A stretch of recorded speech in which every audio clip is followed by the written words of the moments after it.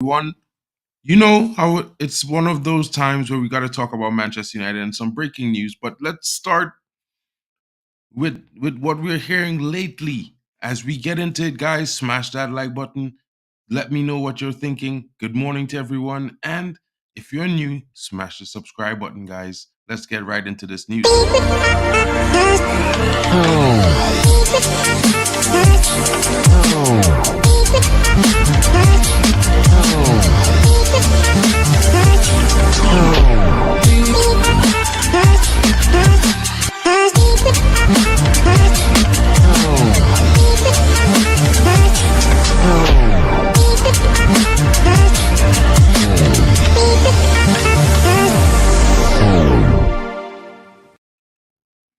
And you know, it's breaking news right now that there have been reports by Andy Mitten this morning that several Manchester United players have been talking and complaining about the strategic review and blaming the fact that their poor form has been due to the fact that they could not focus on games while the strategic review was happening.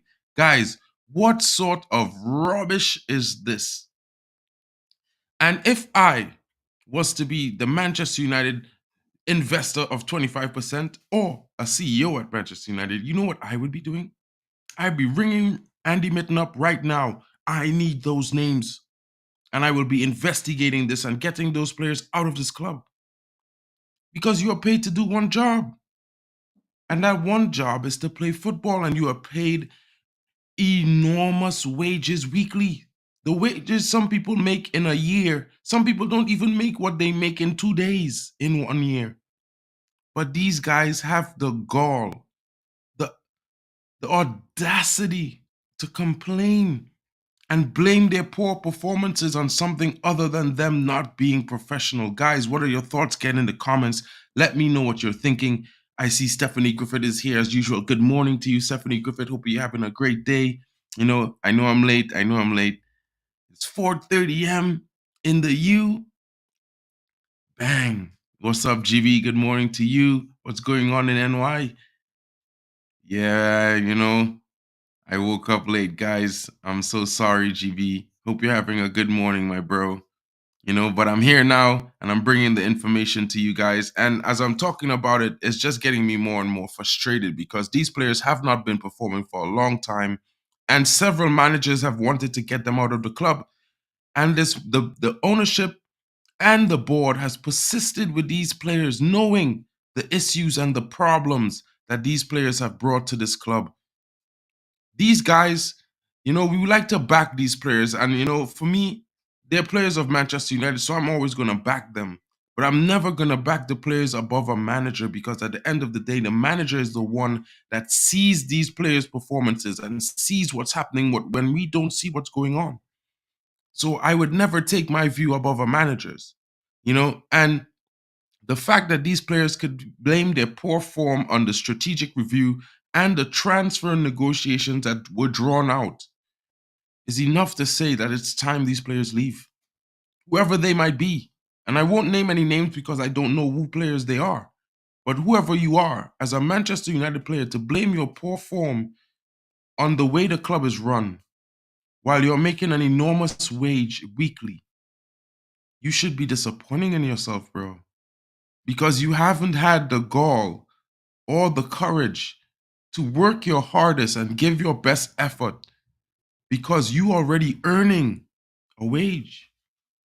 Not only that, you have the support of the entire fan base and you have the fans cheering your name. But that's not good enough. You need to be read bedtime stories or maybe sung lullabies, or you need to be cuddled. And you need to feel like you're the superstar even when you're not the superstar or you're not even trying to be. It's weird, guys. And as a Manchester United fan, I'm disappointed today. Hearing that news, I'm disappointed. And I'm kind of silently hoping that it's not even true. Because I would shudder to think what type of footballer, athlete, or athlete in any way, in any sport, would cry for these sort of things.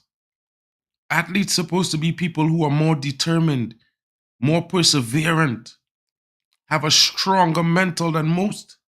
because they have to work hard every day because it's a crucial business.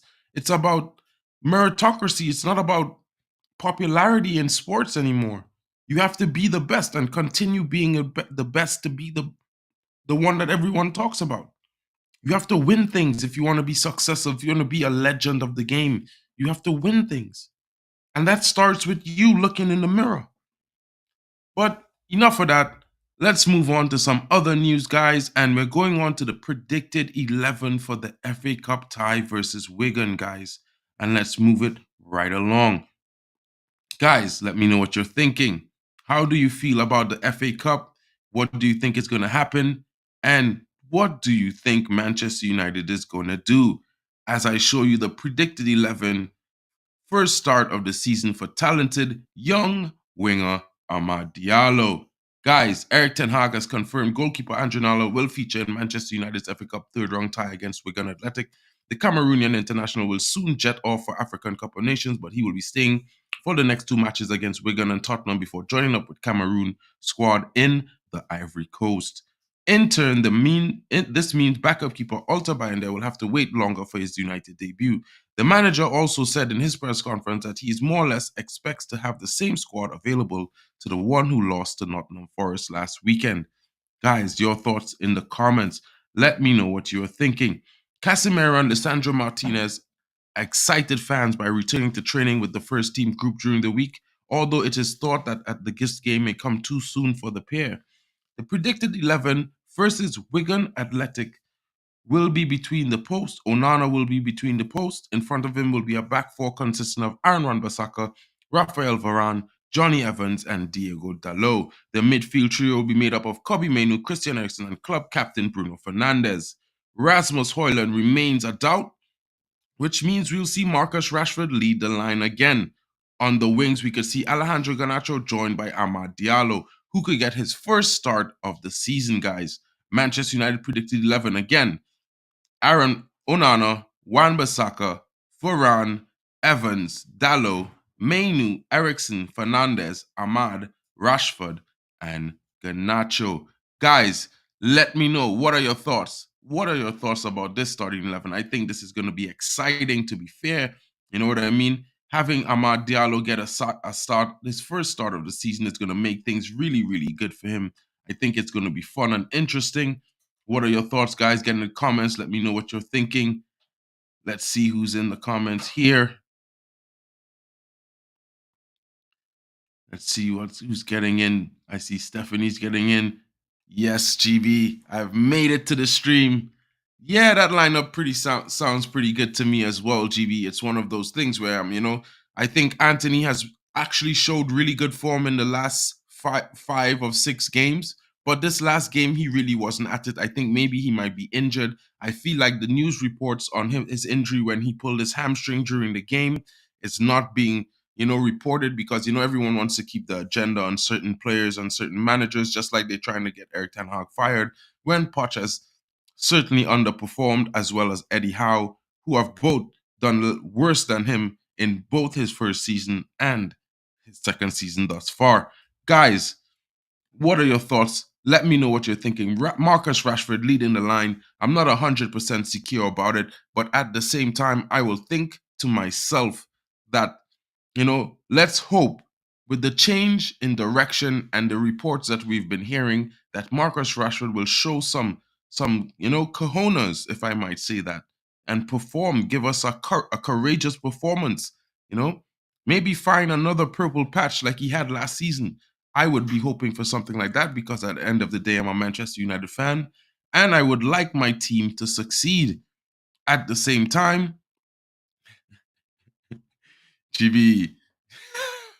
Yeah, maybe I want to ask him to come on a show one day, but I don't know if he might. I don't know if he might come on, man. Like I've been wanting to invite him to a stream to come and give his views on what he thinks about the team and stuff. But maybe I'll ask him in the chat someday, and maybe he might join me. That might be fun. You know what I mean? Because I think he's a cool guy. Just a little bit too edgy a little bit sometimes, in my opinion. But you know what? Good guy nevertheless. So, guys, what are your thoughts? Let me know what you're thinking about the Manchester United's predicted starting 11 against Wigan. And what are your thoughts? Do you think Manchester United is going to make it past the next round? Because I certainly think that Manchester United has the quality to make it past the next round, you know? But, this is another report, and I wanted to save a few reports for, the transfer show, which is going to be up in like an hour and a half. So, but I wanted to bring this breaking news to you. Sancho has been confirmed. Man United and Dortmund have agreed their terms for Jadon Sancho, guys. So, let me show you this. You know, so United focus is shifting. Analyzing United's strategy with Jadon Sancho's Dortmund loan, the dynamics of the loan move. Manchester United's decision to loan Jadon Sancho back to Borussia Dortmund. It's a strategic move that intertwines the complexities of footballing aspirations, relationship dynamics, and the financial pragmatism. While the deal, which is expected to be finalized at the end of this week, offers immediate benefits, it also leaves questions about Sancho's long term future at Old Trafford. One of those things, guys. Short term relief, long term uncertainty. Sancho's imminent return to Dortmund, where he previously flourished, is seen as a short term solution to the challenging situation he faces at Manchester United under Erik ten Hag. His relationship with the Dutch manager has been strained, leading to his absence from the first team. The loan move offers Sancho a chance to regain form and confidence away from the pressures at Old Trafford. However, this arrangement does not include an option for Dortmund to buy Jadon Sancho at the end of the loan spell, indicating that Manchester United is not ready to fully close the door on his career with them. This approach suggests that a wait and see attitude where Sancho's performances at Dortmund could either rekindle United's interest in him or increase his market value for a potential sale. Guys, what are your thoughts? Let me know what you're thinking, because I think that's brilliant and astute by the new team that's dealing with all football in Manchester United. Because if I was to say, let's sell Jaden now and take a loss, Manchester United, realistically, we can't afford that right now. A lot of fans want Manchester United to just take a loss and do whatever. And as a big club, we should be able to do that. But we have been running ourselves into the ground for the last few years. And you know what I mean? And yes, GB, he has no future here based on his performances so far. So I would totally agree. But I also agree, since that he has been shown that he could perform at Dortmund, if he could increase his market value, let's say 5, 10, maybe even 20 million on top of what is already valued at, we can still get a break even. And that would be much more positive going forward into the summer window, guys. It would also benefit our FFP a lot better. The financial considerations and the club dynamics. The financial aspect of the loan is notable. Dortmund will cover 30 to 40% of Sancho's wages, with Manchester United subsidizing the remaining 60%. This arrangement reflects United's willingness to invest in Sancho's resurgence. Even if it's not under their direct supervision, the expected loan fee, around £3 million, further underscores United's commitment to facilitating this move despite interest from other European clubs. From a club dynamic perspective, the imminent arrival of Sir Jim Ratcliffe and Ineos, who are poised to assume control of footballing matters at Manchester United, adds another layer to this situation. Their approach to Sancho's future and the club's transfer strategy will be closely watched. Sancho's success at Dortmund and the direction United take under new leadership could significantly influence the next steps in his career. Ten Hag's stance and Sancho's future. Erik Ten Hag's firm stance on discipline and training application has been a defining feature of his management style. His public criticism of Sancho and the demand for an apology, which has not materialized, indicates a rigid approach that could shape future decisions regarding the player. If Ten Hag remains at the helm and is unwilling to alter his view, a successful loan spell could make a Sancho attractive asset for sale. Conversely, if United performance falters and Ten Hag departs, there could be an opportunity for a fresh start for Jadon Sancho under new management. This scenario would hinge on Sancho's ability to rediscover the form that made him one of Europe's most exciting young talents during his first stint with Dortmund.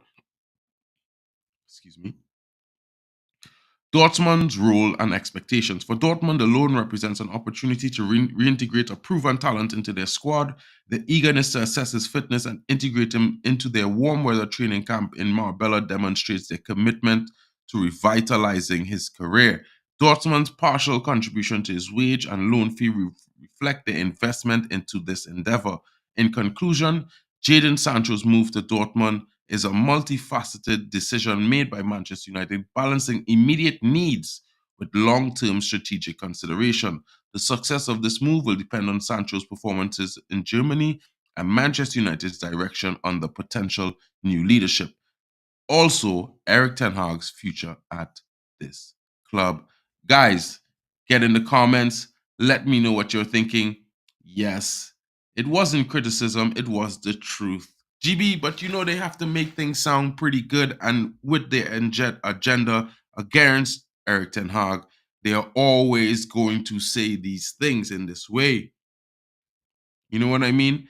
And there's a lot of leaks, GB, right now happening. And like, if you were here at the start, I was mentioning that, before I close the show, there are lots of players who are complaining that there's a strategic review happening at Manchester United.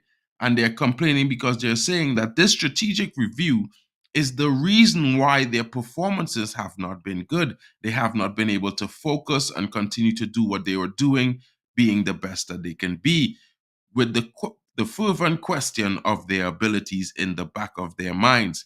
And if I was the leadership, answered Jim Ratcliffe, I would be investigating who exactly those players were, because it is said that there's a split in the dressing room. Lots of the players support Eric Ten Hag, and a few players are not happy with the way the club has been run in the last few months. Guys, I'm going to just drop this right here. I don't know how anyone is going to take this, but, you know, I will leave this as a teaser for my next video, which is going to come in just over an hour and a half or 15 minutes or something like that. But I will be sharing the link right after this. Guys, check this out. This is going to be kind of cool. In my opinion, I don't know how some fans would take this. Personally, me and my buddy GBB would take Oliver Giroud. But if this is what we might get, it might not be so bad.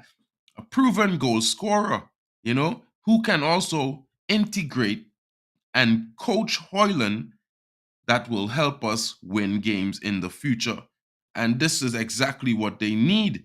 Manchester United urged to sign the Neves 97 cap international.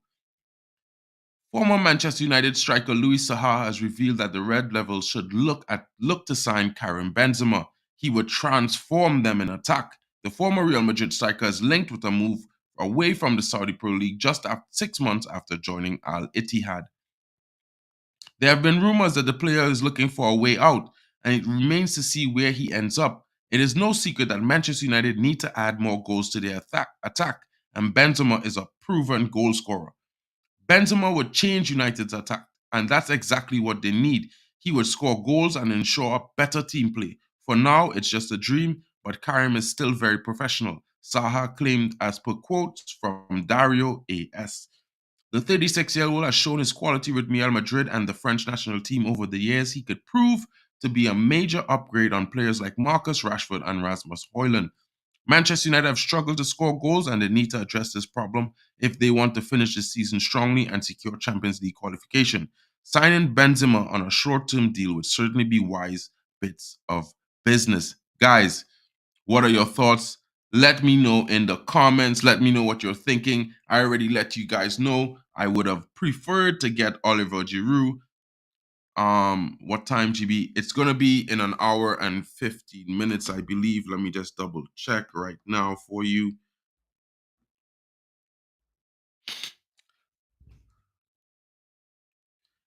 GB is coming in hot. In my opinion, Luis Saha is one of the greatest strikers I've ever seen. Sad injuries derailed him. He was deadly. I 100% agree there. I think it might be interesting, for United to take a chance on maybe getting Giroud on a free, or maybe even getting, Benzema. Because you know what? I think Benzema is a better shout than Choupo-Moting or Timo Werner. And let's be real. Let's be 100% honest with ourselves. having a player of his caliber would improve the young striker that we already have. You know what I mean? Let me just see.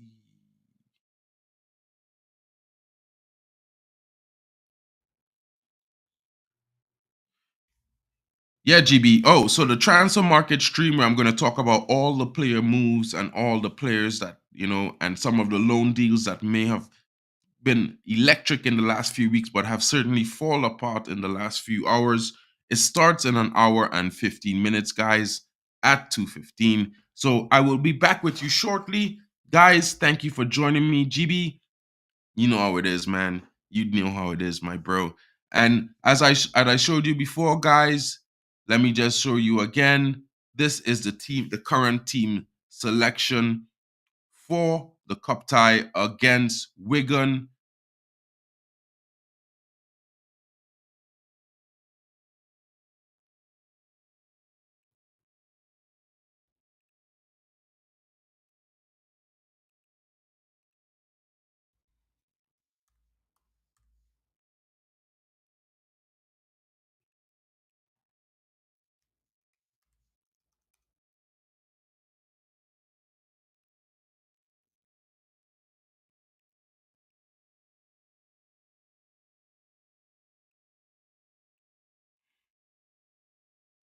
Boom.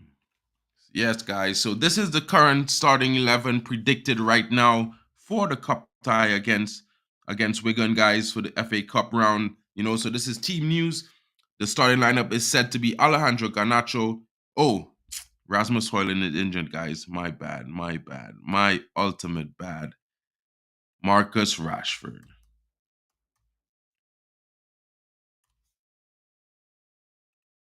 Right. So corrected, and I stand corrected. The starting lineup for the Wigan tie, as predicted by most outlets right now, currently are Alejandro Garnacho at left wing, Marcus Rashford at forward, Amad Diallo off the right, Christian Eriksen, Kobe Mainu in DM, Bruno Fernandes, club captain at 10, Diego Dallo off the left wing, Johnny Evans, Rafael Varane, and Aaron Wan-Bissaka with Andre Onana between the sticks. Guys, hope you have a good day. Thank you for joining me. GV. No, man, I'll be on time for this one for sure. I promise you guys. All right. See you in an hour and 5 minutes. Guys, hope you have a good day. Thank you for coming in.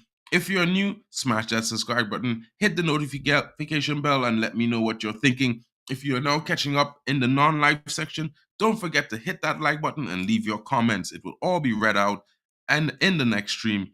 Hope you have a great day. Thank you for joining me. This has been your boy, Mark, an MUFC fan, and this has been your Morning Views, Manchester United.